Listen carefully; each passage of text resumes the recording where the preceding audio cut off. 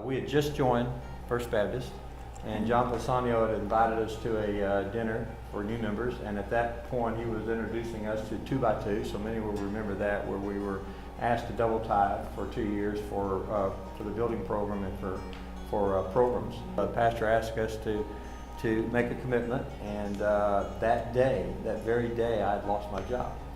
And so he asked us to make a commitment of 20% of our income. And we laughed. We said, well, 20% of nothing is an easy gift. So we were going to do that, but then he asked us to put on a piece of paper the number that we would give, and we prayed about it, and we looked at each other, and God had impressed upon us to give $10,000. It was a rough year for us. 3 companies went bankrupt on me that year. So we didn't come close to making the kind of money that we need to make to be able to give $10,000. But at the end of the year, we went back and added it up. And this is God's miracle to us. We gave $10,078. So that started a foundation for a faith that carried over for the rest of our lives.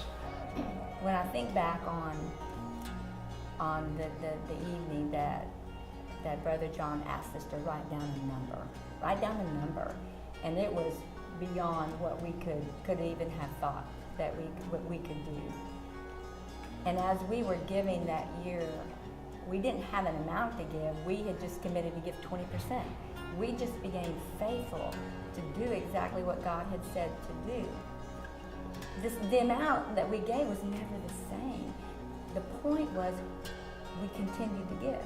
We never missed that opportunity to give. When I think about what God did and how it grew us as, like I said, in our 20s and matured our faith, and we came to know God in a way we've never known Him before. Mm-hmm. God is so good, and He's blessed us so much. And if you're faithful, He's faithful. And hey, we had some tough times. I mean, losing jobs though, for a man, that's hard. We hung on to the Lord. We hung on to each other, and and our kids saw that.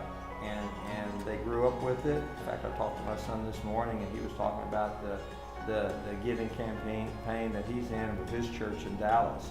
So that's a legacy that's being passed down. So God taught us that. We've learned it, we've lived it, and we've been blessed by it.